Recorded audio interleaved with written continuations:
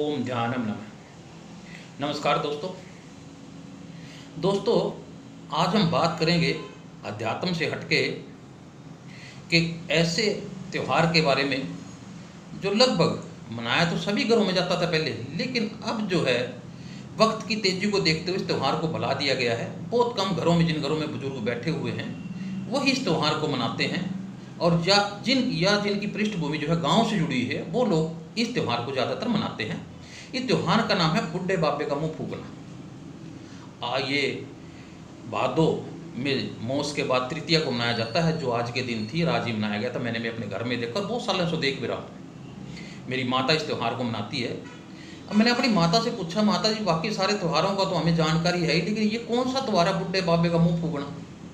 तो उसने बताया कि ये त्यौहार का बड़ा महत्व है, और महत्व ये है कि सावन और भादों के महीने में घर में ऐसे बहुत सारे कीट निकलाते हैं, जैसे कीड़ी है, मकोड़े हैं, कॉकरोच हैं, और ऐसे जीव जंतु जो आपने नहीं देखे होंगे वो आजकल घरों में देखने को मिल जाते हैं।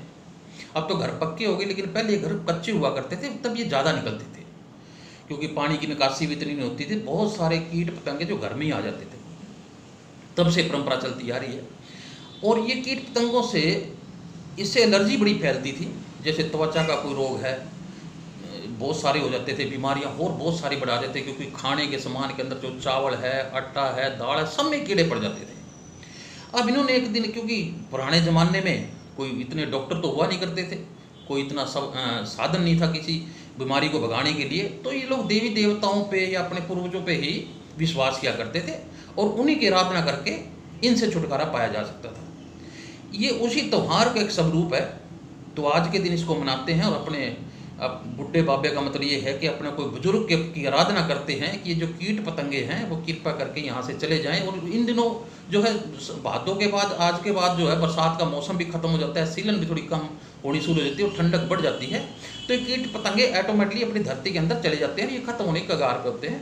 तो इनका एक दिन होता है, इसी दिन ये अपना उसका मत्था टेक के, और इनको आप तो गुड बाय कह लो, नमस्ते कहते हैं कि आप यहाँ से जाइए, और जहाँ जिस लोक से आए हैं उस लोक में आप जाके अपना निवास स्थान कीजिए। इसके लिए हम अपने पहले ऋषि मुनियों का, बुजुर्गों का सहारा लिया करते थे।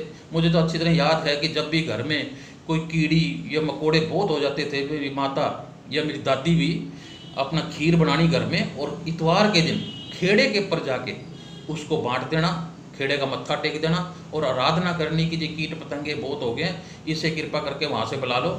तो पता नहीं इनके कैसे देवी देवता सुन लेते थे, और कुछ ही एक दो दिन में ही वो कीट पतंगे, सब मकोड़े, सब घर से खत्म हो जाते थे। तो मैंने अपनी आंखों से देखा हुआ है। तो इतनी शक्ति होती थी। मैं आज भी मानता हूँ कि हमारे पूर्वज जो हैं, या हमारे बुजुर्ग हैं, हमारी माँ है, हमारी दादियाँ हमें घर में बैठी हुई हैं, ये अपने आप में एक वरदान है। इनको बहुत सारी ऐसी नॉलेज है जो किसी डॉक्टर के पास नहीं है, किसी साइंटिस्ट के पास नहीं है। ये केवल अपना कूड़े और गुलगुलों से ही बहुत सारी ऐसी बीमारियों को अपने घर से दूर कर देती हैं, ऐसी नेगेटिव एनर्जी को दूर कर देती हैं, एकमात्र चने की दाल की धोख मारने से। तो मैं तो इसके पर पूरा विश्वास करता हूँ साथियों, क्योंकि मैंने अपनी आंखों से देखा है कि आज के बाद जो है कीट पतंगे, जैसे बुढ़े बाबे का मुंह अपना फूकने के त्यौहार के बाद ये खत्म हो जाएंगे। और अपने घर में परंपरा देखी भी होगी, लेकिन आपको ऐसे त्योहारों को याद भी रखना है। बहुत सारे ऐसे त्यौहार हैं जो अब खत्म हो चुके हैं। ड्योठनी काशी है, ये अब आगे दिवाली के बाद आएगी। बहुत सारे ऐसे त्यौहार हैं जिनका अब इतना चलन नहीं रहा है, बुजुर्ग लोगों के साथ ही जो है चले गए हैं। अब नई जनरेशन को तो केवल होली दिवाली के बारे में याद है। तो कृपया करके इन त्योहारों को भी याद रखो। ये हमारे फायदे के और भले के त्यौहार हैं। कोई बड़े साइंटिफिक रीजन है इनके, और ऐसा नहीं है कि जैसे ही मनाए जाते हैं, बहुत तगड़ा साइंटिफिक रीजन होता है इनके पीछे।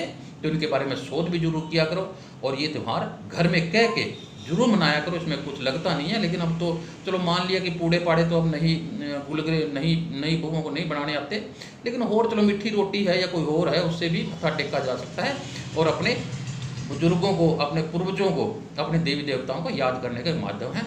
तो यही मेरी जानकारी थी। मैं कोई और जो त्यौहार आएगा जो लुप्त होने के कगार पे होगा, उसकी जानकारी आपको दूंगा। वो आपका, अपने मेरा वीडियो ध्यान से सुना, आपका बहुत बहुत धन्यवाद। ओम ध्यान।